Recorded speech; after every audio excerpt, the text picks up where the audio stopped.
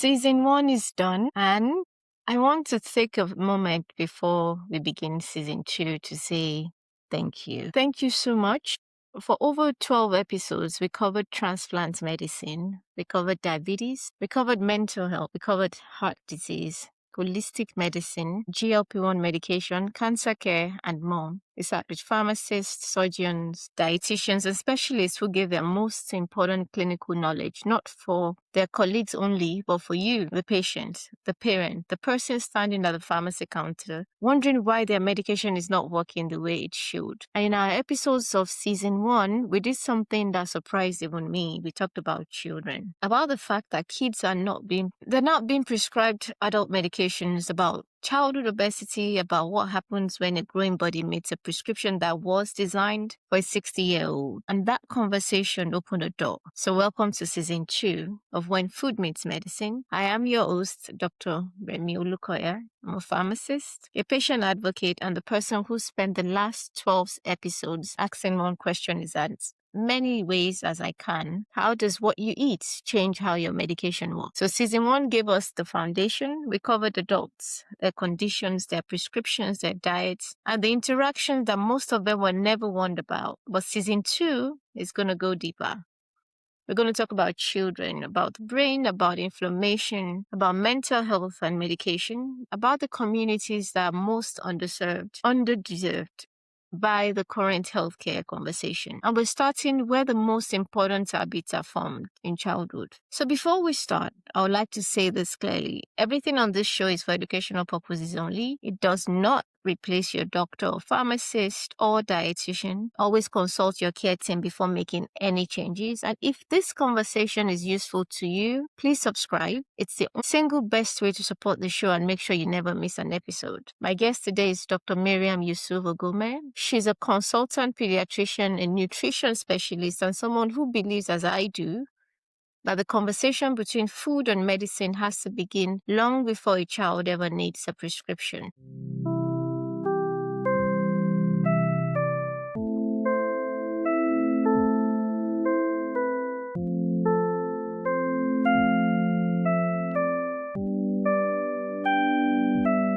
Welcome to When Food Meets Medicine, the podcast dedicated to empowering you with knowledge about what you eat, interact with your medication. I'm your host, Dr. Remi Olukoya, and I'm thrilled you're joining us today. We often focus on adult medication safety, but what about our most precious vulnerable population, our children? It's a question that keeps many parents up at night, wondering if the medication their child is taking is truly working effectively, or if that glass of milk or juice could be diminishing its power. So imagine a scenario. A child with a recurring hair infection is prescribed amoxicillin, and the parents diligently administer the antibiotic, but perhaps they don't realize that administering it with a highly acidic fruit juice like orange juice might, in some rare cases, slightly reduce its absorption, potentially impacting its effectiveness over time. Or consider a child on a seizure medication like phenytoin, where sudden drastic changes in dietary protein intake could subtly alter its metabolism and blood levels,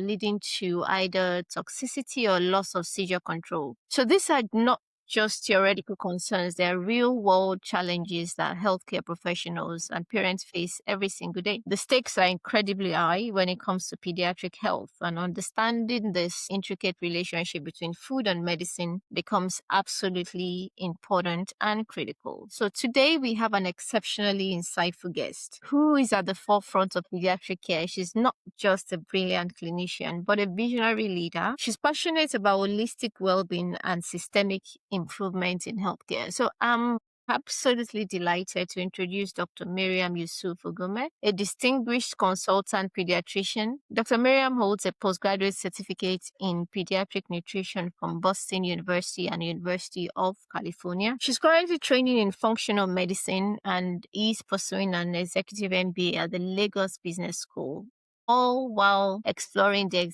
exciting frontiers of artificial intelligence in pediatrics. Dr. Mariam, welcome to When Food Meets Medicine. Thank you very much, Dr. Remi. It's a pleasure to be here. Thank you for the opportunity. It's an honor to have you. So before we dive into the fascinating world of pediatric food-drug interactions, Can you please share a little about your journey and what led to you specializing in pediatrics and more broadly, how to advocate for holistic and patient-centered care for children? Thank you very much. When I finished my undergrad and I was thinking of what to specialize in, it was basically by elimination that I picked pediatrics. But more Mm, importantly, I love I love the fact that children don't pretend. When a child is true. sick, you know. When a child is Mm, well, you know.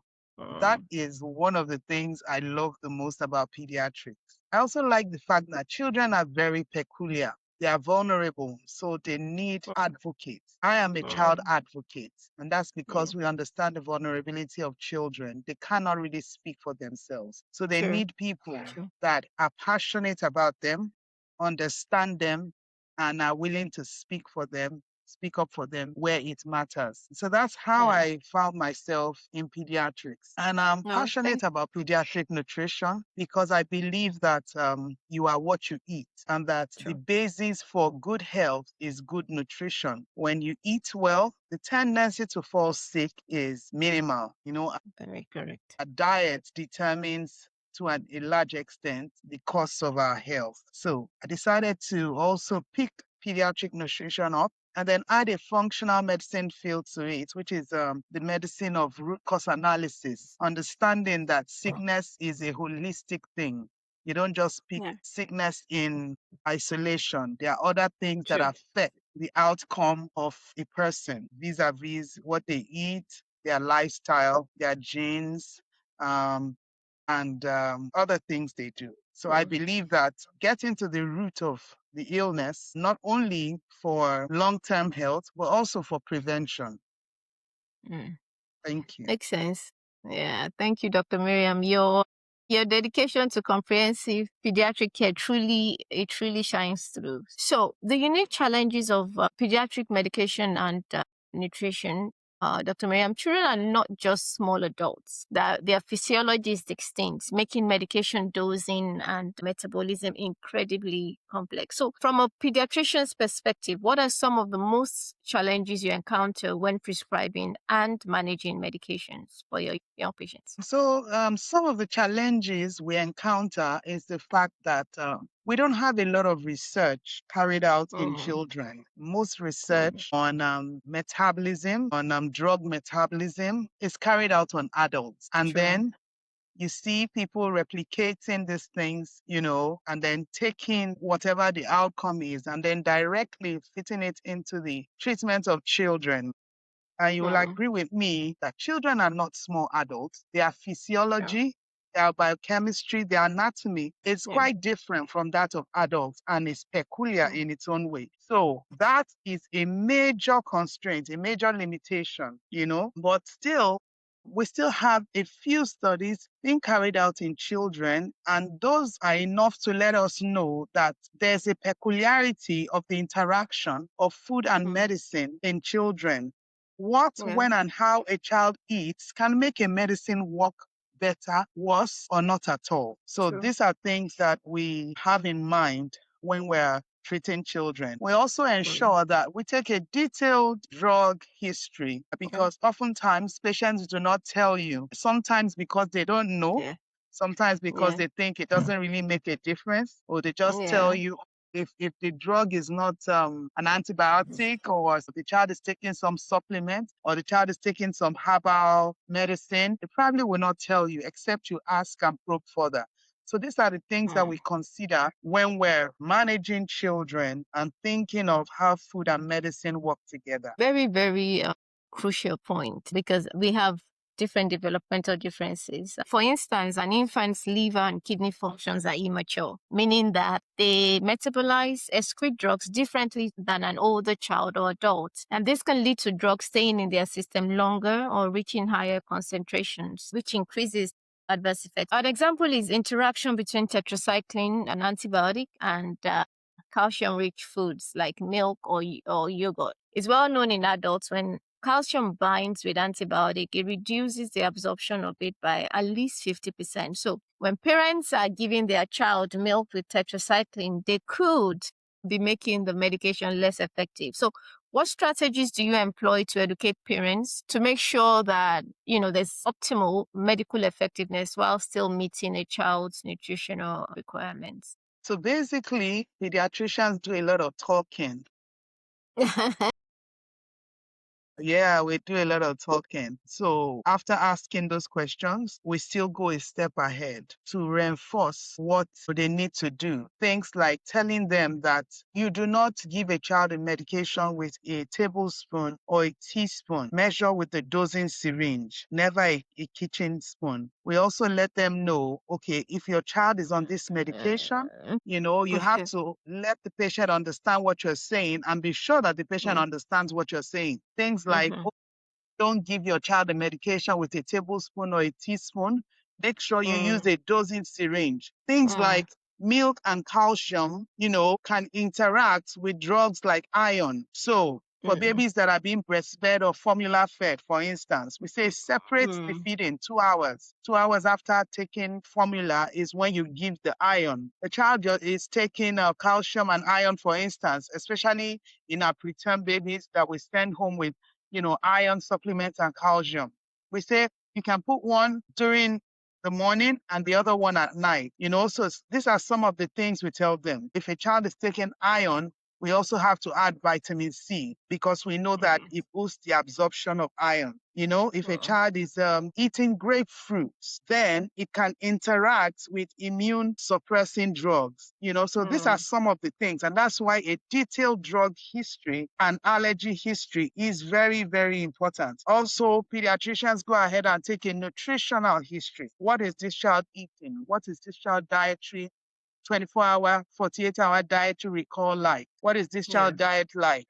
So we do all these things just to pinpoint, areas where we can run into issues and go ahead to inform the patient and educate them on how their foods can interact with their drugs and how appropriate timely dosing is very, very important and can determine the absorption, and bioavailability of the drug to the child. You can have something as much as sometimes the child is on ACT, artesunate combination therapy. Maybe the child has malaria, and something as simple as giving a fatty meal before administering that drug can determine how much of the drug the child absorbs. So these are things that, we go ahead and inform them about after taking a detailed nutritional and a detailed drug history. Can you give me like 2 examples of a fatty meal? Because the parent may be hearing this and have no idea what they're giving their child is a fatty meal.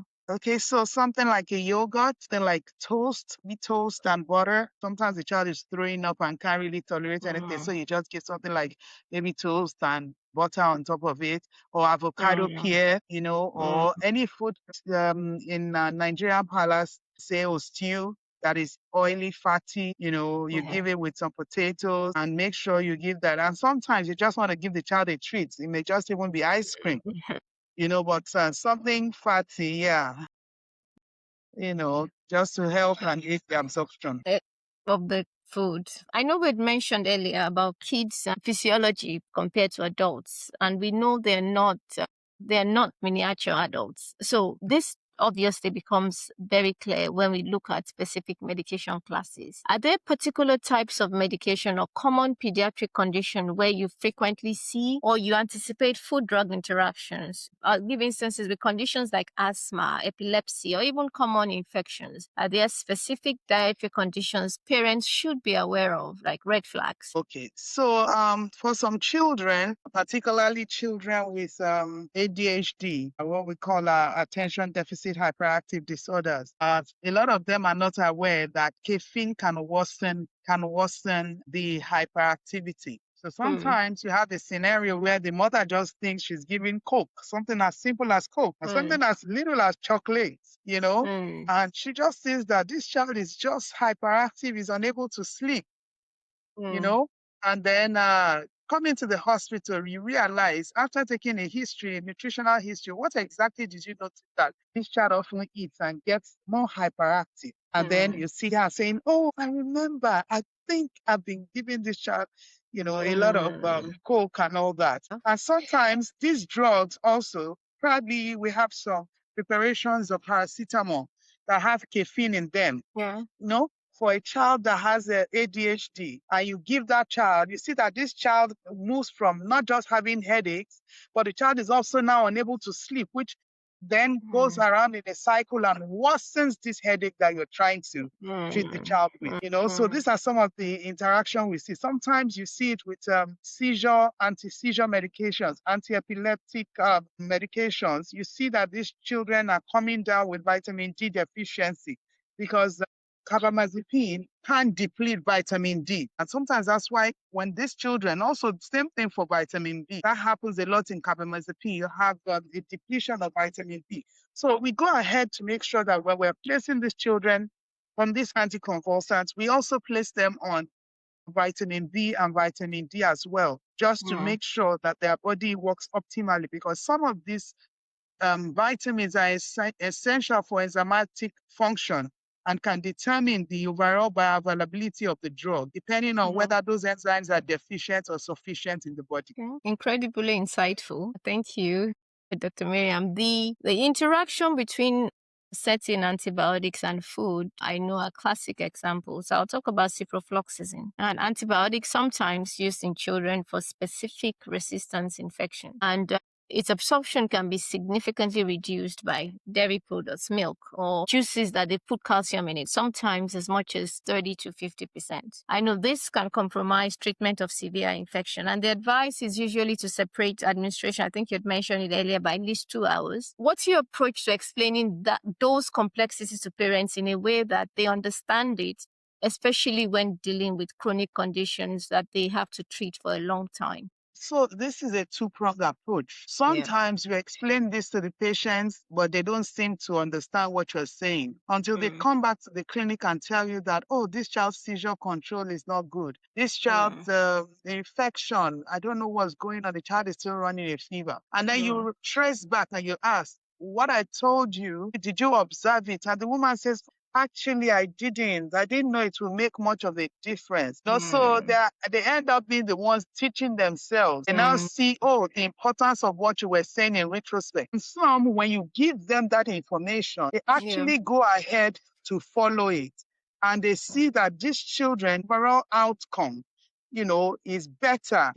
Some of them at some point, you even end up winning them off those drugs because the children have done so well on it. So these are some of the peculiarities we see in children. Just like I said, children are vulnerable, and sometimes, they just need a voice to speak up for them. It's quite important for parents to listen to their kids' doctors so that they don't have to keep treating the same infection, because sometimes it gets worse over time, or you have to use more expensive medications when what was cheaper, the antibiotic that was cheaper, doesn't work anymore. You have to use something more expensive. So your background in pediatric nutrition and training in functional medicine, it truly does set you apart. So how did this specialized area influence your approach to medication management and food-drug interactions in children? Thank you. So basically, functional medicine is a root cause approach to wellness or sickness. Basically, it's making sure that the body is in an optimal state,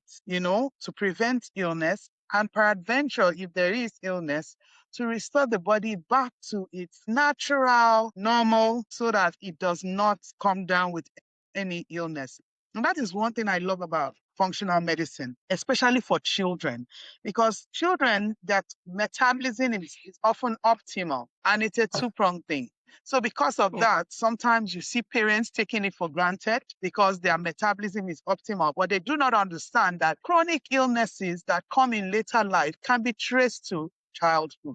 For instance, if a child has been battling insulin resistance from a young age, when a child grows up and comes down with type 2 diabetes mellitus, you think that is when it surfaced. That's not when it surfaced. It surfaced when that child was having a lot of processed foods, was not getting enough exercise, did not have a good gut health and all that. So most diseases that show up later in adulthood can be traced back to childhood.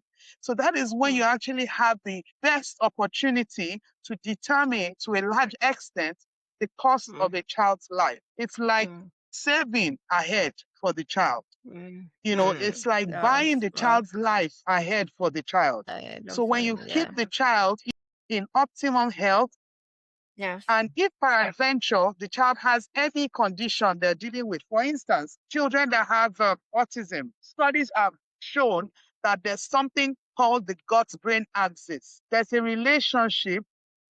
direct relationship between the gut health of a child and the brain health of the child, the cognition, Mm, the learning, the social interaction of the child. And so you see that when the gut health is restored, you see the symptoms of the autism getting better. You see the child's social interaction getting better. You see the child's relationship with his peers getting better. mm, Also, I must mention exclusive breastfeeding. Breast milk is a major determinant of the mm, future health of the child. There are so mm, many diseases that can be prevented just by making sure that the child is exclusively breastfed. Things like hypertension, things like right. diabetes, things like obesity, even some cancers can be Mm, prevented in children. Allergic conditions, asthma, bronchopneumonia mm, can be prevented in children just by exclusively breastfeeding them. So wow. the body, God has already provided a natural way in which we can keep ourselves healthy. But Yeah. sometimes, for reasons best known to us, we just determine want to take a cheaper and easier alternative. There's some of consequences for some of these things. So Mm, we find that optimizing a child's health from when a mm, child is young goes a long way to determine the cost of that child's health. And the good thing about children also is that children often adapt to what they are taught. mm, So if from early a child has been trained to eat healthy, to pick the right food choices, the child often grows up that way and gets used to yeah. it. For instance, I have a lot of parents that come to us who their children are picky eaters. They don't eat fruits, they don't eat vegetables. And I always ask the same question, and I almost always get the same answer. Daddy, do you eat fruits and vegetables? The mom Mm. says, oh, no, I'm not really into it. I say, oh, so how He is the sees child going to that the pick it kid up? sees that. The The kid mom, sees the that. mom, no, the mom, you ask the mom, that, okay, your child doesn't eat fruits and vegetables. Do you eat fruits and vegetables? Mm, And the mom says, oh, no, we're not really into it. I don't really. I said, oh, so how is the child going to pick it up? From my own experience, being a mother of three as well, I've realized that children pick up the habits of their parents. mm, And so I have children that eat cucumber, carrots. I mean, there's absolutely no fruit or vegetable they can't eat because that's what they mm. saw us Yeah. you know. So, Yeah. so, Yeah. so it's important for us to understand that there is a relationship between our guts and our brain health. Mm, There is a relationship between our lifestyle and our quality of life. And what functional and personalized nutrition does is that it comes with a root cause lens approach, asking why a symptom keeps coming back, not just the conventional medicine that suppresses it. A child comes with constipation. You just give the child a laxative. No. Why is the child coming with constipation? What about the child's diet? What about the child's mm, water intake? What about the child's mm. lifestyle? It's predisposing that child to constipation. Yeah. Yeah. You Quite know, quite important. Yeah. Yes, the child comes with an allergy condition. Do you have mold in the house? Was this child Mm, exclusively breastfed? These are root mm. cause analysis of problems that help Yeah. you to get to the bottom of it, not only address that problem at that point in time, but prevent it from occurring at another time. Again. Yeah. And if Yeah. you cannot minimizing the overall effect, on the quality of life of that child. Very, very powerful perspectives on a lot of front. Got microbe, so you beat me to it. But the idea, which food is medicine, which goes to your breast milk advice for parents, isn't just a cliche. That food can be medicine. It's a fundamental principle, especially in growing children, optimizing gut health. We can do that through prebiotics, probiotics, and they can influence gut microbiome, which in turn affects drug metabolism. From what you said, gut microbiome plays a significant role also in metabolizing drugs. I know for digoxin, sometimes naproxen, and an unhealthy gut could potentially lead to altered drug efficacy or increased side effects. Furthermore, nutrient deficiencies can, make situations worse, even side effects worse. So how do they put in those dietary assessments into the counseling, into your busy practice that you can give to parents so they can help their child's diet? So basically, I have a simple rule. Keep foods natural, keep foods colorful. Hmm. Eat the rainbow, keep foods natural. I tell my Yeah. patients, anything that grows from the ground is always your best option. Mm. Mm. Pick fresh Irish potatoes over the store-bought, frozen, processed French fries. Mm. Things as simple as that. Things as simple as you can make your own cocoa banana ice cream at home. Yeah. I do Yeah. that a lot. I just blend my Yeah. frozen bananas with raw cocoa, and the children love it. And you'll be amazed. These children love these things. You want to make some Yeah. pancakes instead of me using gluten flour. I just go to blend my oats, Healthy, add my, very healthy options. no, Yeah. I just swap it here and there. It doesn't have to be boring. Yeah. It doesn't have to be Yes. boring. Kids don't Yeah. like I boring. tell my And kids like color. They don't like boring and they love color. I tell my patients oftentimes when they want to start winning, they want to buy all the expensive foods, they want to buy all the canned foods. I tell them, keep it simple. You have, Mm. we have our native pap in this place, Yeah. fermented, it's like a fermented corn grower. Con. I tell them, when you blend it, don't sieve it. That's fiber for the Mm. baby. Mm. And just like you, I started out sieving it. You won't believe it. It was my Mm. nanny that said, why not just try this? Don't sieve it. And I noticed that the child didn't even know the difference between when it was Mm. sieved and when it was not. I mean, it wasn't. The child never had constipation. And this was her winning meal. And then when it was time Mm. to take a semi-solid, there was amala, there was ewedu. Mhm. These are like some muscle foods we have in this part of the world, Yeah. and ewedu is called jute leaf. They love it, and it's rich in iron, in folates, in B12, and a lot of Yeah. vitamins, vitamin K. So these are some of the simple choices. And then again, it doesn't have to be expensive to be good. I picked up three to four. One is keep it simple, make it colorful, so the kids want to, want to do it. So, and I think it's also an effective way for parents that feel overwhelmed by so much information, and keep it simple. Also, it doesn't have to be expensive. Experiment with things at home. Keep it natural. Take things from the ground. If I'm getting you correctly, things grown from the ground are better. So what specific food would you advise parents to avoid, particular medication or drug classes that they should avoid, the foods to avoid in this instances? Grapefruit would be one of note. Grapefruit interacts with a lot of medications, So if your child is on antibiotics, if your child is on seizure medications, it can affect the availability of that drug to Mm. to the body. So I'll say Yeah. stay away from that. Also, if a child is taking iron supplements, I would say stay away from milk at that time or separate it by 2 hours. If it's a baby that is on formula or breast milk and that's their primary meal, Yeah. I would say keep it away. You know, if that's what the baby is eating, then just make sure you separate it by 2 hours. Also, Yeah. antacids. Antacids Mm. interact with calcium and magnesium. And sometimes Mm. some of these children with ADHD and autism, we place them on calcium, magnesium, sometimes zinc, and these interact. Mm. They interact with milk. So these are Mm. some of the things that we need to look at when talking Yeah. about drug interactions in children. And also be Yeah. careful with herbal supplements. Be very Mm. careful with herbal supplements. Some of them interact with the drugs, orthodox drugs that are prescribed in a way that even the physician may not be aware of because Mm. there's no end to some of these herbal supplements. So it's Yeah. better if you're taking any drug and you're not sure of the interaction, better stay away from that at that point in time. And Yeah. most importantly, make sure you talk to your doctor about any supplements, any Yeah. herbs that you Yeah. want to give your child. If they do not know, they will find out and they will get back to you. Correct.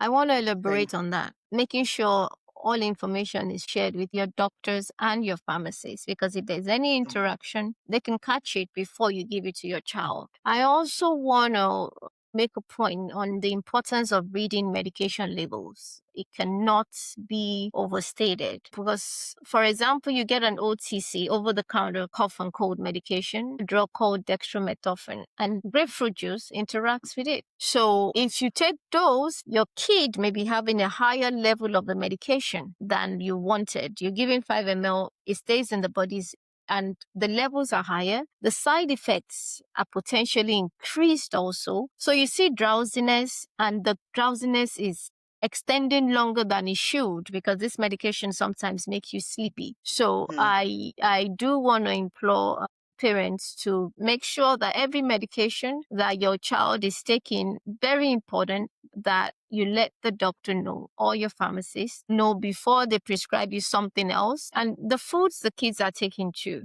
It doesn't matter sometimes if it's small. You had mentioned earlier the fatty food, and that parents have to be careful in giving some of these medications or with this food, or giving medications over the counter that you think it's just over the counter is no big deal, that could interact with medications that the doctor is giving your kids. So what resources or tools would you recommend to parents who want to stay informed about potential food drug interactions for their child's specific medication?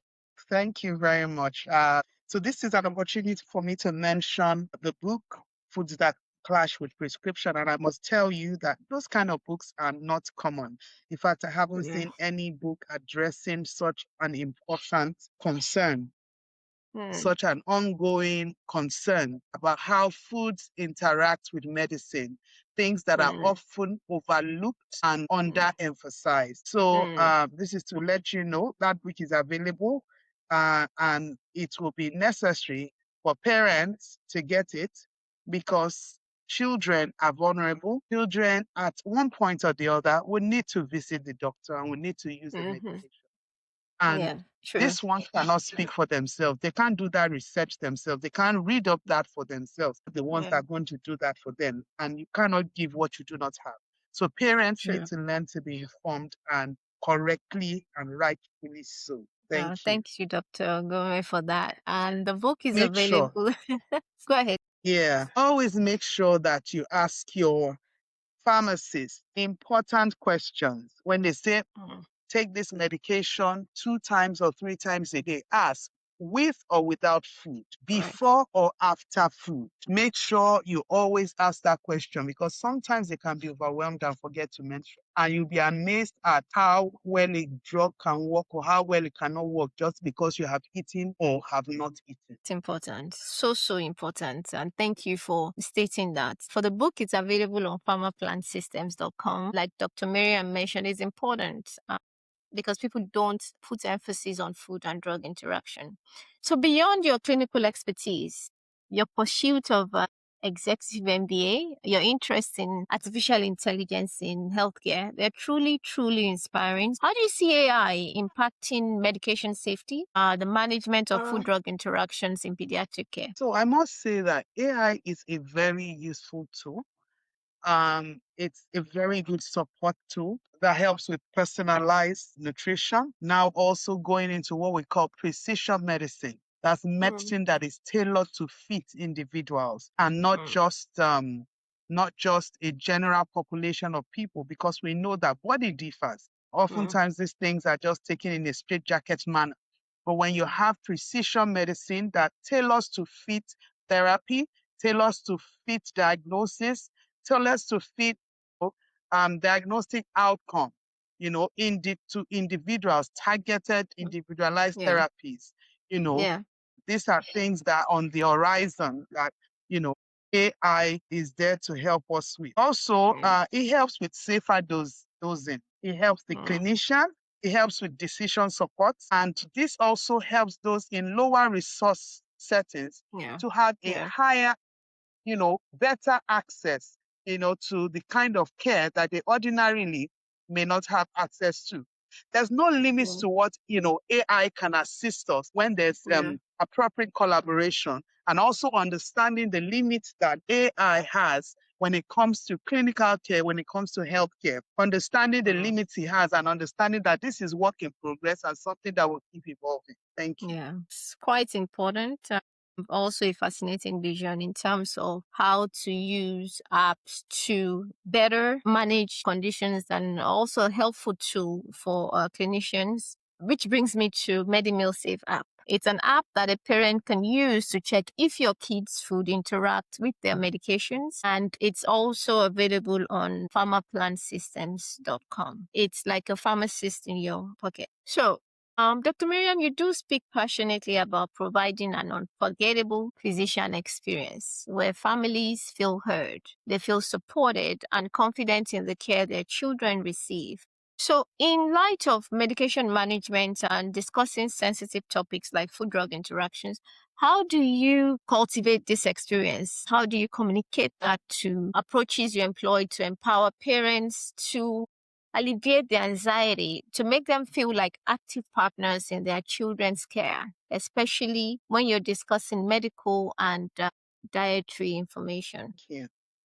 The first thing is to make sure that the parents understand that they are heard and they are seen and that their concerns are valid. When you start with that, in the forefront, it's easy to gain their trust when they understand that their concerns are valid. The things that they are saying, you understand, you hear them, and their concerns are important to you as well. And then taking it from there, you let them know that children are not small adults. We've said that over and over again. And what applies to you as an adult does not necessarily apply to them. And also letting them understand that drugs interact with food. And this has been proven with research. Therefore, if we are both concerned about getting a child well, or getting a child healthy, we need to pay attention to these things.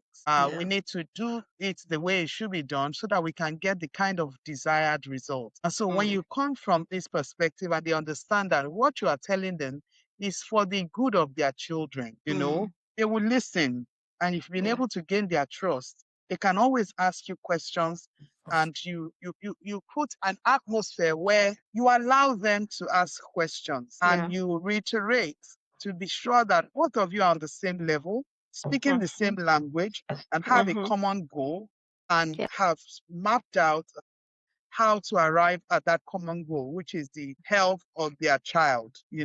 As the healthcare provider and as the parents, the goal is the same: to get the child well, to get the child alive, to get the child healthy. So when you get them to see it from that perspective, it's easier for them to listen to you. Yeah, beautifully put. Empathy, clear communication, it's quite important. And it's also about just conveying facts, building trust, and the emphasis on families being heard. Parents feel confident in their understanding and their role in being in their child's health journey. So, Dr. Fumi, we're going to go to a section where we ask questions. It's called a rapid fire. I ask questions and you have to answer what comes to your mind first. Are you ready? Okay. Are you ready? Okay. So the first question is, what's one common healthy food you wish parents knew and that could sometimes interfere with medication? I would say sweet potatoes, healthy food, commonly interacting, milk. Milk. Yes. Okay. If you could give every new parent one piece of advice about their child's medication, what would it be? If it's not necessary, then you don't need to use it. Okay. Yeah, because drugs have side effects. Yes.